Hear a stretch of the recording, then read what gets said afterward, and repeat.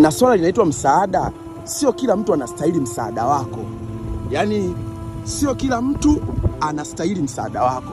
Hata kwenye kutoa huduma kwa watu wenye ulemavu, sio kila mtu. Hivyo kutana mtu hana miguu lakini kaeka mzani wake pale kupima 200. Alafu kuna mwingine yeye hana tu macho amekaa. Hatukai nafasi ya Mungu. Ile kule utamsaidia nani? Unamsaidia kilema aliyeweka mzani. Ingawa na ulemavu anataka hela, lakini kagundua kabisa hela ya wanadamu haitoki bure bure. Kuna kipofu kama mnaishi Kigamboni Feri, kuna kipofu pale kwenye Pantoni anauza vitu unanilia vitambaa, mapinipini, manini, peni.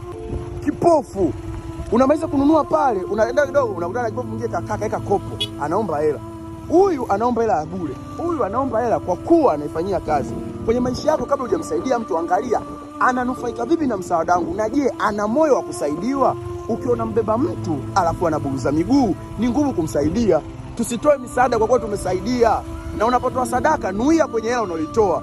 Kama unamsaidia mtu sababu ana shida fulani, umeamua kuwiwa kutoa 5000, kabla hujaweka kwenye kopo lake kumpa, Mwenyezi Mungu natoa hela hii, naomba unijalie 1 2 3 mpela. Yule mtu anapochukua hela akienda kununua kitu, akikila akisema asante, alhamdulillah, hivi na hivi, unabarikiwa wewe. Ndio watu wanapobarikiwa, ndugu yangu.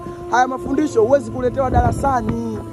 Lazima utoke usome madrasa, usome Biblia uliofundishwa, ukutane na wazee kama hao hapo madini.